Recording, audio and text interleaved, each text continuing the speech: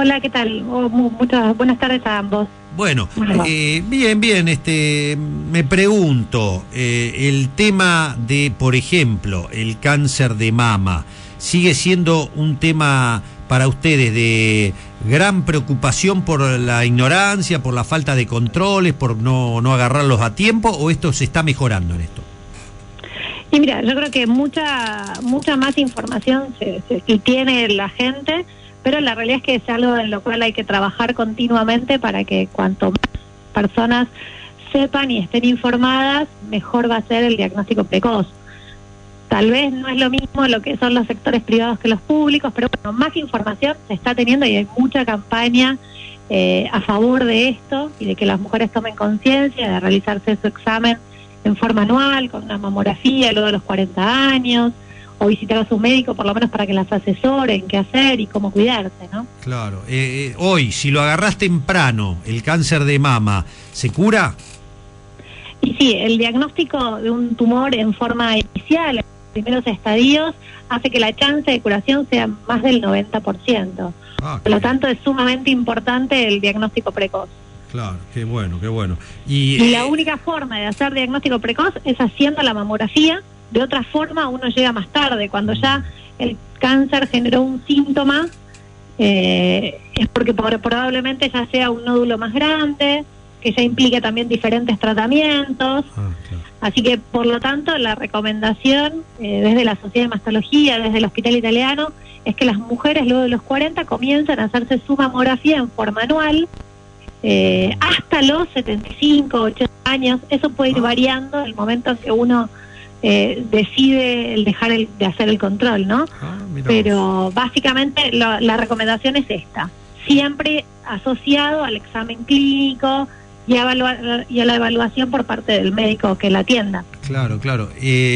Digo yo, el tacto provocado por la misma mujer mientras se baña, etcétera, ¿ya es un síntoma, es algo que puede ayudar a detectar o no hay que confiarse en eso? No, mira, en general uno trata de tampoco hacer que las mujeres se vuelvan locas con esto del examen físico y de la autopalpación, porque si no genera demasiada ansiedad en las mujeres, pero sí la recomendación es que las mujeres conozcan sus mamas y que ante una alteración consulten a su médico, que pueden detectar que la mama se ponga roja o se hinche o que le salga una secreción a través del pezón o un bulto o un hundimiento. Digamos, obviamente que siempre ayuda a que la mujer tenga conciencia de sus mamas, pero no es que uno les indica que mensualmente se estén revisando cada parte de sus mamas, porque en general eso no tiene tanto beneficio y a veces un poco molesta. Claro. Doctora, ¿cómo le va? Eduardo le habla. Digamos que el control anual es efectivo, digamos. Esto creo que tengo entendido que a veces hasta es semestral también, ¿no? Pero ¿se puede hacer? Muchas veces dependerá lo que aparezcan en las mamografías. Claro. En algunos casos aparecen lesiones que tal vez tienen alta chance de ser benignas, pero en algún punto generan duda. Claro. Entonces en esos casos tal vez es necesario hacerlo más seguido. Pero en la mujer a la cual no se le detecta ninguna alteración ni ningún síntoma, la recomendación es que sea una vez por año. ¿La microcalcificación es un mal precedente o no siempre? No siempre. Es una forma de expresión de los carcinomas que se llaman carcinomas intraductales de la mama, que sería la etapa previa al cáncer de mama ya invasor. Entonces, muchas veces estos carcinomas intraductales de la mama se expresan con microcalcificaciones en la mamografía, pero tal vez hay un montón de otras lesiones que sí son benignas de la mama que también se expresan con microcalcificaciones. Entonces no quiere decir que siempre que haya una microcalcificación eso sea malo. Muchas veces requiere controles tal vez semestrales para determinar o descartar de que no se trate de un carcinoma intraductal, y otras tantas veces por ahí requiere sí un estudio más profundo que podría ser una punción o biopsia. Claro. Doctora, hace unos instantes usted hizo casi como una diferenciación entre público y privado. ¿A qué se debe? ¿Al hecho de las campañas de concientización? ¿A qué se refería cuando casi no lo terminó de decir, pero como que lo dejó en el aire? Lo dije. No, la realidad es que yo trabajo en el Hospital Italiano, que es un hospital privado, ¿no?, de la comunidad. Sí. Y nosotros, en nuestro grupo de pacientes que atendemos por cáncer de mama, por suerte, el mayor estadio son estadios iniciales, donde uno consigue una chance de curación muy alta. Claro. Pero esto es muy distinto si uno va y se fija las estadísticas de los hospitales públicos, por ejemplo el Hospital Fernández, donde esto cambia radicalmente y tal vez no es el mayor diagnóstico que uno hace en estadios iniciales, sino más unos estadios intermedios. Entonces esto por ahí se refleja en la falta de comunicación de muchos sectores, donde tal vez las campañas no llegan, o tal vez lo que no llega es el poder acceder a la mamografía tan fácilmente como la que tiene la cobertura. Eso me da la impresión que es, doctora, porque me parece que la gente de menores recursos en lo que menos está preocupada justamente es en la mamografía, porque tiene otras tantas preocupaciones antes que esa, ¿no? Me da la impresión que quien concurre al hospital italiano tiene una cobertura de salud, ya sea privada o a través de una obra social, y esto le permite tener un acceso más fluido a la medicina, ¿no? Exactamente, tanto a la información como a la medicina, son los dos factores que creo que influyen. Claro, totalmente. Porque yo veo que los hospitales públicos hacen campaña también así tan fuerte como la del italiano, porque yo veo que... sí, totalmente. Yo me atiendo en el Hospital Italiano de San Justo y veo que hacen campaña de diferentes cosas, ¿no?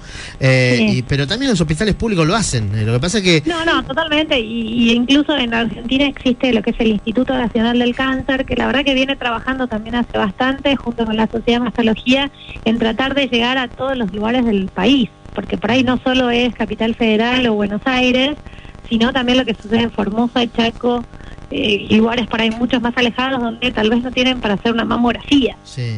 Yo tengo una paciente mía que me invitó a hablar a Esperanza, Puerto Esperanza, que es cerquita de Puerto Iguazú, en Misiones, donde ella me dice, acá no tenemos mamógrafo, entonces sí o sí todas estas mujeres tienen que viajar hacia la ciudad más cercana para poderse hacer una mamografía. Claro, exactamente. Y bueno, eso hace que claramente en esos casos las situaciones sean diferentes y los diagnósticos se hacen en diferentes momentos. Sí, doctora, ayer una de nuestras compañeras leía un informe de un organismo internacional que hablaba que de acá a una cierta cantidad de años va a crecer en un 70% los casos de cáncer en nuestro país y creo que en el mundo, ¿no? Y bueno, un poco las razones, ¿qué es lo que estamos haciendo mal, ¿no? Que esto crece a pasos agigantados. Y la verdad que no lo sé, creo que no se sabe todavía exactamente qué es lo que hacemos mal. Hay varias cuestiones a tener en cuenta. A veces uno detecta lesiones con la mamografía que tal vez no hubiera pasado nada si no las detectaba, entonces también eso tiene cierta implicancia.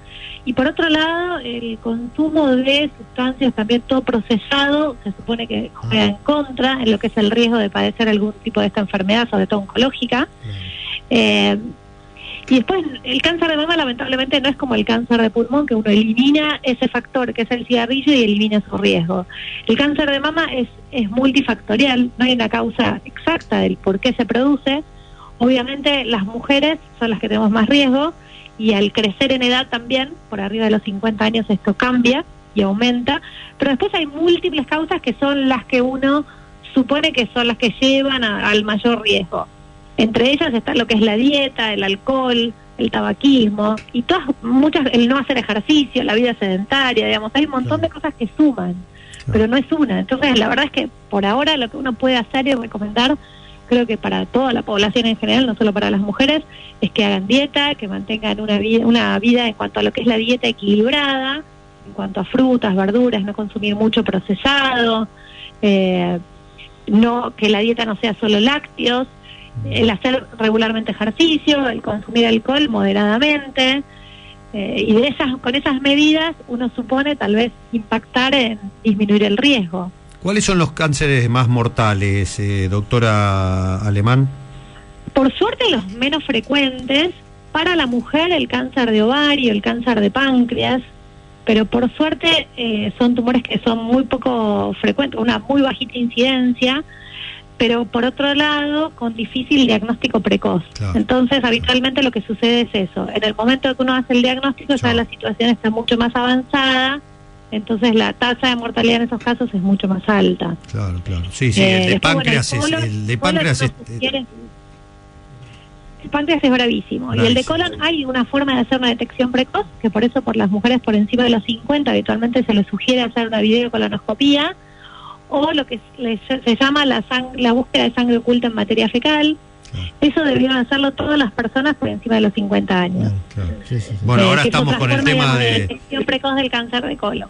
Ahora con la endoscopía están todos medio asustados, ¿no? Por este tema de nuestra colega. De Pérez Totalmente. Golpe. Qué raro, porque la verdad que es un tema Totalmente. tan de rutina, tan liviano. Qué increíble. Sí. No, la verdad que lo de obra es tremendo. Supongo que habrá que esperar un poco a tener más información. Claro. La verdad que existen casos de fatalidades en la medicina que a veces no se pueden modificar previamente, y otros que sí, que son por mala praxis. Eso también existe. Así que supongo que en el caso de ellos habrá que investigar para saber bien qué es lo que sucedió. ¿Y el cáncer de pulmón, doctor? El cáncer de pulmón es curable? Porque yo la verdad no quiero alarmar a nadie, pero de estos temas hay que hablar sin tapujos, porque esos tabúes de un mal incurable, esas cosas que se decían antes, yo hablo sin problema. Es más, mi papá se murió de cáncer de páncreas en 6 meses, un pariente mío de cáncer de páncreas, pero lo que sí también debo decir, yo la verdad que la gente que conozco, hay que tener cuidado con estos temas, pero conozco gente que se ha agarrado cáncer de pulmón y es bravo el cáncer de pulmón también, ¿eh? No, claramente es bravo, y un poco como sucede con el cáncer de páncreas, digamos, no existe estudios de detección precoz, a diferencia de lo que ocurre en el cáncer de mama, que uno haciendo la mamografía una vez por año, la posibilidad de que uno diagnostique un tumor en forma avanzada es muy bajita. Entonces, de esta forma, el cáncer de mama es curable en un 90% de las veces. En cáncer de páncreas, como en cáncer de pulmón, esto es más complejo. El cáncer de pulmón, claramente en una persona fumadora tiene indicación de hacerse placa de tórax para investigar, pero a veces esto tampoco no es un examen de rutina y algo que está incluido en lo que uno debe hacer. Claramente el cáncer de pulmón está casi en el 90% de las veces asociado al cigarrillo. Por lo tanto, en eso la sugerencia es dejar de fumar. Y si se fuma, hacerse un control periódico. ¿Y esto involucra tanto al hombre como a la mujer en el cáncer de pulmón? El cáncer de pulmón sí es similar en ambos sexos. ¿Qué cosa? Obviamente en la mujer el cáncer de mama toma mucha importancia, pero el cáncer de pulmón es el segundo, digamos, en frecuencia. Qué bárbaro. En cuanto a los diagnósticos de cáncer. Ahora, ese es un cáncer, la verdad, gratuito, porque si dejas de fumar es porque te lo estás provocando vos. Lo demás, qué sé yo, el cáncer de próstata en nosotros los hombres es un tema ahí complicado también. Sí, exacto. Pero no es que uno hace algo que perjudica la próstata, eso voy, ¿no?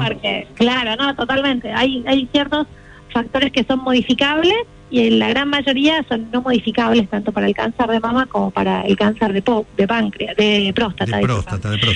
Pero para el cáncer de pulmón está clara la relación directa del cigarrillo y el cáncer. Directa, claro. El cáncer de próstata, entonces, recomendación mínimo un PSA una vez por año, una cosa así. Y eso está en discusión. La verdad que yo no soy especialista en el tema. Mucho se ha visto de que el cáncer de páncreas se detecta y finalmente tal vez no hubiera pasado nada. Entonces, mi recomendación es que lo evalúe con su médico clínico, la necesidad o no, porque juega mucho también el rol de los antecedentes familiares y antecedentes personales para decidir hacer el PSA o no. Porque muchas veces se encuentran elevaciones del PSA que no significan que haya un cáncer de próstata que pueda requerir un tratamiento específico. Entonces, eso también está un poquito en revisión. La realidad es que lo tiene que evaluar con su médico clínico. Bien. Evaluando también antecedentes y demás. Doctora, en esto de los antecedentes, por ejemplo, una mujer que haya tenido cáncer de mama, obviamente sus hijas tienen siempre se le pregunta del antecedente, ¿no? ¿Tienen algún riesgo? Se pregunta, pero no quiere decir que sí o sí el cáncer de mama es hereditario. La realidad es que en el 80% de las veces, o casi 90% te diré, el cáncer de mama no es hereditario, sino que es multifactorial con todas estas causas que mucho no se conocen, que sumadas aumentan el riesgo. Y solo es hereditario el cáncer en un 10 a un 15%. Por lo tanto, obviamente parte de la consulta es interrogar sobre los antecedentes, pero solo un antecedente dependerá de qué edad tuvo esa persona el cáncer de mama, si fue la madre, a qué edad lo tuvo, si fue antes de los 50 o después de los 50, que es un poco la edad que marca si esto es hereditario o no, ¿sí? Porque el cáncer de mama sabemos que es menos frecuente en las mujeres más jóvenes, por lo tanto en esos casos hay que pensar en la posibilidad de que esto sea hereditario, y ahí la sugerencia es hacer un asesoramiento genético con especialistas en la materia para que decidan si corresponde o no hacer el estudio genético y tal vez empezar con controles antes de la edad recomendada, que son los 40 años. Claro. Entonces un poco dependerá de cada paciente en particular, sí, cómo se las maneja. Y algo que me pareció excesivo, doctora, en materia de prevención, el caso internacional de Angelina Jolie, por ejemplo, ¿no? Digo, me parece excesivo, sí, ¿no? Algo preventivo, pero muy excesivo, ¿no? Decir, bueno, me extirpo las mamas porque mi mamá tuvo cáncer y sí, me parece, ¿no? A ver, puede parecer excesivo, tal vez si no se conoce exactamente lo que sucede. Sí. La realidad es que ella tenía su madre con un cáncer de ovario, por el cual falleció, sí, y una abuela, la mamá de su mamá, que falleció por un cáncer de mama. Ajá. Entonces ella tenía, al tener estos dos antecedentes, tenía la indicación de hacer el estudio para determinar si el cáncer podía ser hereditario o no, que es el estudio del BRCA.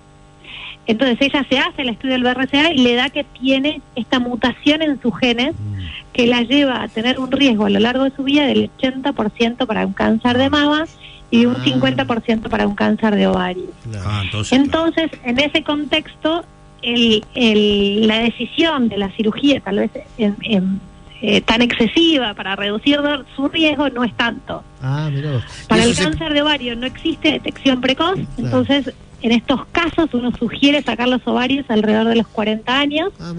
Y las mamas, uno puede sugerir una detección para pacientes de alto riesgo, que es realizando la resonancia una vez por año, que es más específica para hacer detección más precoz en estas mujeres de riesgo, junto con la mamografía y la ecografía. Porque, bueno, pasan a tener un 80% de riesgo de hacer cáncer de mama a lo largo de su vida. Doctora, entonces esto puede ser más que en la mujer sin la mutación. Esto puede ser de rutina, por ejemplo, una mujer de más de 40 años puede ir y decir, bueno, quiero operarme y extirparme los ovarios, por ejemplo. En general uno no lo recomienda en pacientes que no tienen antecedentes, porque el cáncer de ovario en sí es muy, muy poco frecuente. No es así como el cáncer de mama. Claro. En población general, que no tiene la mutación y que no tiene riesgo de tener la mutación, el riesgo de tener un cáncer de ovario es menor al 1%. Claro. Por lo tanto, no es que se sugiere que todas las mujeres se saquen los ovarios. Pero en pacientes con antecedentes familiares de cáncer de ovario, tiene un impacto mucho mayor que el antecedente solo del cáncer de mama. Sí, doctora, y una pregunta técnica, perdón, no la ignorancia. Pero no hay problema. ¿Qué pasa, por ejemplo, con la cuestión estética, cuando la mujer decide extirparse las mamas? ¿Pone implantes, por ejemplo? Y habitualmente, cuando son sobre todo en cirugías de reducción de riesgo, lo que se hace es la mastectomía asociada a la reconstrucción mamaria en el momento, que puede ser colocando prótesis en forma inmediata o lo que se conoce como expansores, y son cirugías que se hacen en dos tiempos. Primero se pone una prótesis que está como desinflada, a lo largo, después de unos meses, esa prótesis se va inflando con líquido y luego se hace una segunda cirugía para quitar el expansor y ya poner la prótesis definitiva. Esto es evaluado en conjunto con los cirujanos plásticos habitualmente, o cirujanos que hagan reconstrucción, pero habitualmente la mujer que elige una cirugía para reducir su riesgo, como el caso de Angelina Jolie, se acompaña de la mastectomía con reconstrucción en forma inmediata.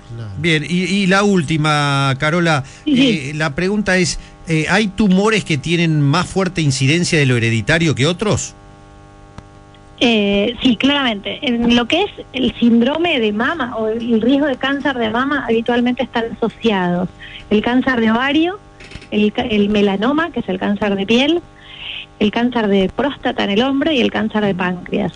¿El de páncreas también? Estoy en el horno. Se asocia. No, bueno, no necesariamente, pero por ahí el páncreas también es un tumor que es raro, que es muy poco frecuente, entonces cuando aparece tal vez una familia, uno sugiere que haga una consulta para evaluar si es necesario hacer un estudio genético, porque tal vez impacta conocer lo que es el pedigrí, que se llama al árbol genealógico, Sí. que se hace en base a los tumores en la familia, y en función de eso, si uno ve que hay repetición de algunos, se decide hacer algún estudio genético específico. Claro. Eso sí, digo, no quiere decir que sí o sí esto es de mal y que sí o sí estos sean tumores hereditarios.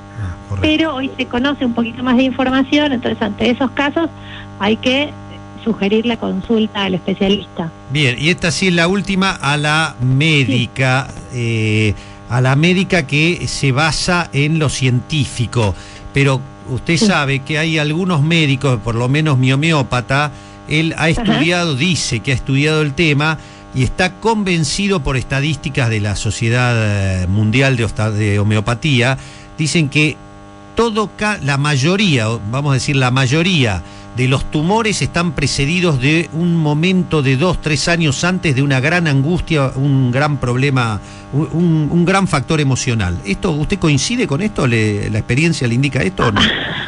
A ver, habitualmente todas las mujeres refieren a alguna situación, pero no todas. Y incluso existe el cáncer en los niños, que uno supone que no tienen tanto episodio de estrés o de angustia, pero la realidad es que algún efecto claramente seguro tiene, porque influye en el resto del organismo seguro, el estado de ánimo. Pero la verdad que científicamente mucho que todavía no está probado, como para decir, bueno, si tuviste un estrés vas a hacer un cáncer. Está bien. Distinto es, si tuviste un cáncer, puede ser que previamente hayas sufrido y que uno pueda trabajar sobre esa situación como para mejorar su calidad de vida. Claro, está claro. Pero claramente no es que sí o sí uno lo asocia directamente. Está claro. Muy bien. Ha sido un placer, Carola. Realmente nos ha esclarecido mucho en este tema, que lo ha manejado con mucha transparencia. Muchas gracias. Bueno, muchas gracias a ustedes. Hasta luego. La doctora Carola Alemán, miembro de la Sociedad Argentina de Mastología del Hospital Italiano, a propósito de cumplirse el Día Mundial de Lucha contra el Cáncer. Y especialmente hablamos de cáncer de mama, de cáncer de próstata, de pulmón, que son de los tres con más incidencia, y si no se detectan precozmente, chao, todo. La mayoría está salvada. Si lo detectas tarde, como todos los tumores, chao. Bueno, Marina Betancor, las noticias.